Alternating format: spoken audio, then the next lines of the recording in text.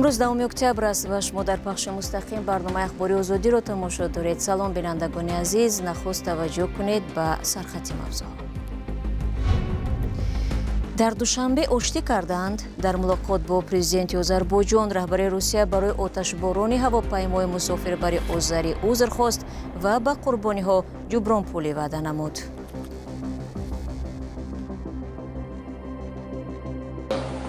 سبب دوم به نارسایی‌های فنی نظام ضد هوایی روسیه رابطه دارد.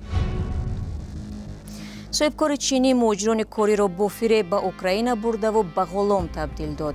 اکنون جواب می‌دهد. و سپس سیری خواهیم داشت به شهر کولوب که در آنجا امروز روز فلک را جشن می‌گیرند. گفته می‌شود این نوع موسیقی در حال رشد بوده است. فلک غریبی است، ریز است. همه امیو در حساب فلک می‌روند. امروز در دوشنبه جلسه شورای رهبران اتحادیه دولت‌های مستقل دایر شد که در آن رهبران 9 جمهوری سابق شوروی حضور داشتند. در روزنامه نشست دوشنبه ارزیابی همکاری کشورهای عضو این سازمان در بخش‌های امنیت از جمله مبارزه با تروریسم و نظارت مرزها، توسعه همکاری‌های نظامی و انرژتیکی جای داده شد. یک روز پیش از آن ولادیمیر پوتین در نشست روسیه با 5 کشور آسیای مرکزی از رهبران این ممالک دعوت کرد که همکاری‌های اقتصادی، انرژتیکی، زیست محیطی، نقلیاتی و سرمایه‌گذاری با روسیه را توسعه بخشند. Итогом прошлого года российский товарооборот с центральноазиатскими государствами с пятеркой превысил 45 миллиардов. سال گذشته گردش مال میان روسیه و 5 کشور آسیای مرکزی از 45 میلیارد دلار بیشتر بود. به وجه عموم نتیجه بد نیست، ولی میخواهم توجه شما را به یک مثال جلب کنم. پگاه در نشست اتحاد دولت‌های مستقل الکساندر لوکاشنکو اشتراک میکند. تجارت ما با بلاروس از 50 میلیارد دلار بیشتر است. خاطر نشان میکنم که در بلاروس 10 میلیون نفر به سر میبرد. در ازبکستان قریب 40 میلیون، در تاجیکستان بیش از 10 میلیون و در قزاقستان از 20 میلیون کس بیشتر به سر میبرند. این ذخیره بزرگ است، یعنی دورنمای خوبی برای رشد روابط اقتصادی موجود است. Есть и хорошие перспективы для развития наших отношений в сфере экономики. در همین حال اتحادیه اروپا تاجیکستان را تنقید نموده است که ولادیمیر پوتین پرزیدنت روسیه را با درخواست دادگاه بین‌المللی جنایی بازداشت نکرده است. در اظهارات نمایندگی اتحادیه اروپا از روز 10 اکتبر گفته می شود که تاجیکستان عهده‌داری‌های خود را اجرا نکرد و پوتین به هیچ مشکل در دوشنبه قرار دارد. ولادیمیر پوتین برای شرکت در همایش سران کشورهای عضو اتحادیه دولت‌های مستقل شام 8 اکتبر وارد دوشنبه شده بود. دادگاه بین‌المللی جنایی پوتین را در صادر کردن جنایت جنگی و ربودن کودکان اوکراینی ابدار کرده او را تحت جستجو قرار داده است. بر پایه سازشنامه‌ای که تاجیکستان امضا نموده است، افراد تحت پیگرد این دادگاه را باید بازداشت کند. دیروز در حاشیه نشست‌های بین‌المللی دیدار و گفتگوی پوتین با ایلهام علیف برگزار شد. روابط دو کشور بعد سقوط هواپیمای مسافربری آذری از موشک روسیه و همچنان قتل 2 برادر صاحبکاران آذری تبار در شهر یکاترینبورگ روسیه به سردی گرایید. ولی دیروز این دو رهبر تلاش نمودند اختلاف‌ها را برطرف نمایند. تفصیلات در گزارشی همکارم اسکندر خواجه میرزاده. در حاشیه نشست‌های منطقوی در دوشنبه پرزیدنت روسیه و آذربایجان ولادیمیر پوتین و ایلهام علیف هلاکت هواپیمای مسافربر شرکت هوایی آذربایجان در حریم هوایی روسیه را بررسی کردند.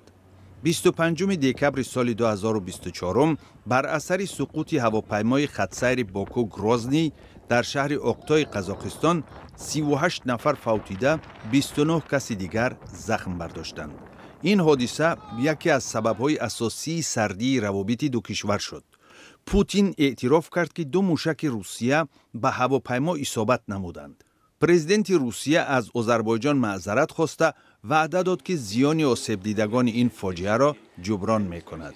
به قول پوتین اثنای آتشباران پهپاد و یا درون‌های جنگی اوکراین که در حریم هوایی چچنستان بودند، نظام مدافعه ضد هوایی روسیه به کمبودی راه داد.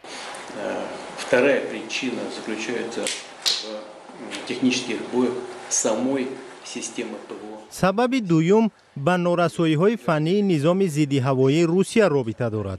دو موشک پرتاب شده مستقیما به هواپیما بر نخوردند. اگر چنین میشد هواپیما همان زمان به زمین میافتید.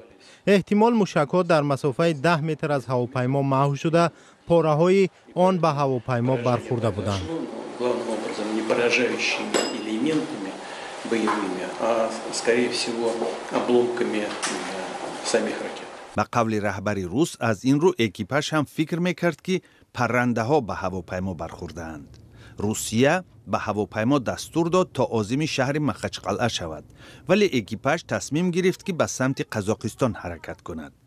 اشهد ان لا اله الا الله و اشهد ان محمد رسول الله. یکی از نجات یافتگان در این فاجعه زاده تاجیکستان سبحانقول رحیموف در صحبت با خبرنگار ریترز از شفاخانه قزاقستان گفته بود بعد شنیدن صدای ترکیش هواپیما به کلویدن آغاز نمود. فکر کردم که زود باید نمازم را خوانم.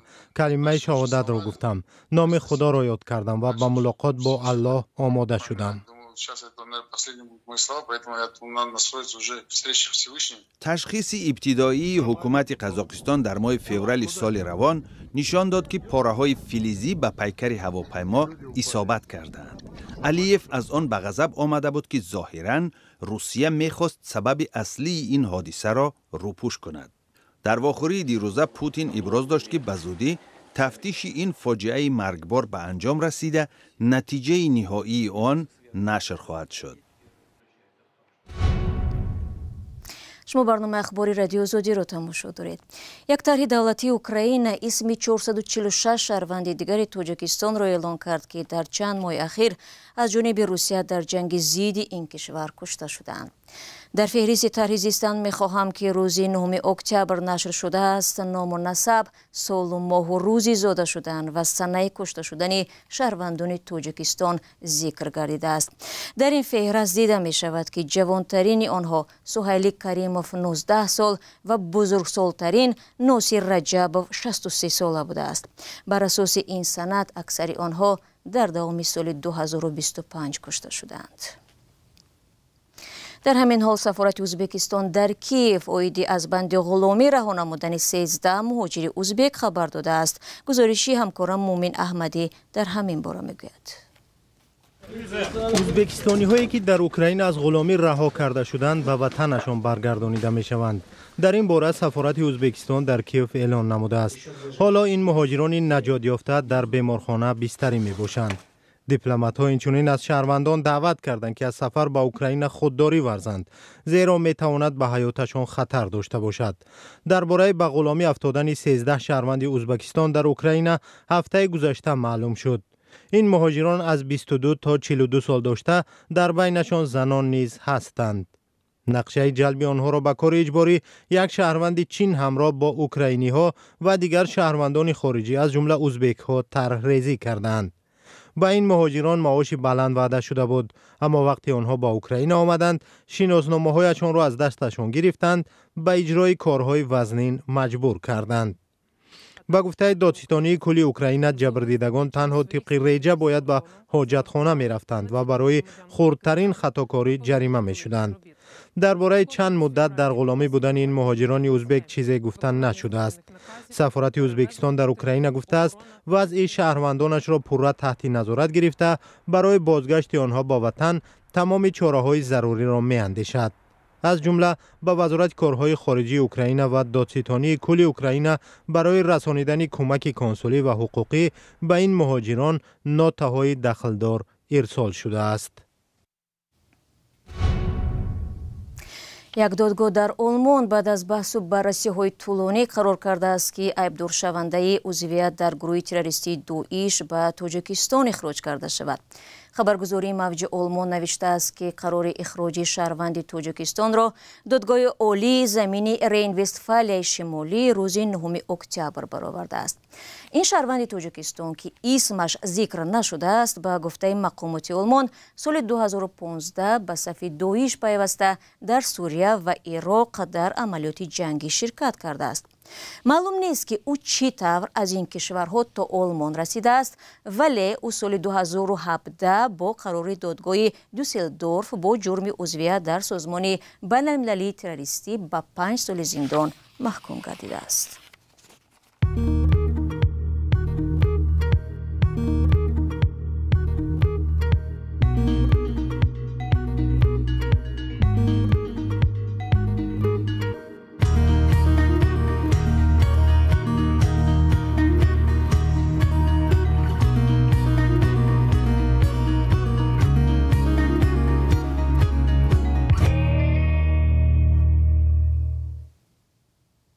барномаи ахбори озодиро идома медиҳам. имрӯз 10 октябр ба унвони рӯзи фалак дар тоҷикистон эътироф шудааст. зимнан жанри фалак бештар дар ҷануби тоҷикистон роиҷ буда ҳунармандони маъруфе чун Ҳодинаи Ҳошим, Давлатманди Хол, Гулчеҳра Содиқова парвардаи ҳамин навъи мусиқӣ мебошанд. ва ҳоло таври ҳамкорам Маҳмудҷон Раҳматзода мегӯяд овозхонони ҷавон вориди саҳнаи фалаксароӣ мешаванд. аз ин саҳна сарояндагони машҳуре монанди Давлатмандхол, Одина Ҳошим, Гулчеҳра Содиқова ба майдони ҳунар омаданд. онҳо низ мисли ин ҷавонҳо замоне дар ин ҷо фалаксароӣ мекарданд. ҳоло дар миёни ин фалаксароён ҷавонтарини онҳо Сайҷамол Шоимов аст. ӯ мехоҳад ҷои устодони гузаштаро холӣ намонад ва ҳунари онҳоро давом диҳад. мо мехоҳем ки давомдиҳандаи чунин устодо ба мисли устод Давлатмандхол, устоди Зиндаёд, устод Давлатмандхолов, устод Файзали Ҳасанов, устоди бисёр сухандон, устоди Зиндаёд Одина Ҳошимов рӯҳашон шод бошад. мо мехоҳем ки давомдиҳандаи ҳамин устодо бошем. фалак мусиқии шифоҳии мардуми тоҷик буда дар навоҳии Кӯҳистон маъмул аст. Сайҷамол Шоимов бо ташвиқи яке аз омӯзгоронаш фалаксароиро интихоб кард. ба гуфтаи ӯ замоне гумон намекард ки як фалаксаро мешавад. ҳоло ӯ бо ифтихор ба саҳнае меояд ки дар он устодони маъруф фалаксароӣ карда буданд. чунки ман бачаи деҳот ҳастам, бисёртар жанри фалак дар Кӯҳистон, дар деҳот дида мешавад. як муаллимамон дар мактаби миёна аъзои кружок мешид. камкам ман дар ҳамун синфҳо замзама мекардам, маро дар аъзои кружок мақсад дохил кард. ҳоло дар клуб ансамбли фалак фаъол аст ва аксари аъзояш ҷавононанд. онҳо мегӯянд ин навъи мусиқӣ мисли дигар навъҳо ҳоло рушд карда истодааст. дар ҳар як маҳфил, дар ҳар як тӯю марака жанри фалак ҳамеша ҳаст. чун фалак ин фалака аз байни ҳеҷ кас бурда наметавонад. чун вақте ки нолаи фалак садо метиҳад, як ҳиссиёти ҳар як модар, ҳар як шунаванда вақтиш як алаи модаронаро эҳсос мекунад. акнун ҷои фалаксароёни номдору дар ин идора ҷавонҳо гирифтаанд. дар ҳамаи чорабиниҳо кормандони дастаи фалак иштирок мекунанд. Гулчеҳра Содиқова мегӯяд ки барои рушди фалак бояд заҳмати бисёр кашид. ӯ мегӯяд фалак ба чанд навъ ҷудо мешавад ки ҳамаи онро бояд донист. фалаки даштӣ аст, фалаки роғӣ аст, фалаки ғарибӣ аст, рез аст. ҳамаи амиҳо дар ҳисоби фалак мераванд. ҳар сол 10 октябр дар тоҷикистон ҳамчун рӯзи фалак ҷашн гирифта мешавад. ансамбли фалак дар клуб мехоҳад мисли солҳои гузашта фалаксарони хуб омода кунад то номбардори Давлатмандхол, Одина Ҳошим, Гулчеҳра Содиқова ва устодони дигар бошад. ва Русияву Тоҷикистон ният доранд дар қаламрави ҳамдигар намояндагиҳои ниҳодҳои қудратӣ ва муҳоҷиратии худро таъсис бидиҳанд то ҳамкорӣ дар заминаи амният ва танзими ҷараёни муҳоҷиратро тақвият бахшанд. дар ин бора хабаргузории ТАСС баъди шиносоӣ бо қарори ҳукумат дар бораи пешниҳоди таҳрiri сӯзишнома ба президенти Русия хабар додааст. дӯстони меҳрубон, расидем ба поёни барномаи ахбори озодӣ. сипос аз якояки шумо ки доим моро ҳамроҳӣ мекунед. хабарҳои аз ин бештарро метавонед дар вебсайти мо пайдо кунед. худро эҳтиёт кунед дар 2 рӯзи оянда. истироҳати хуб ва худо нигаҳбони ҳар яки шумо бошад.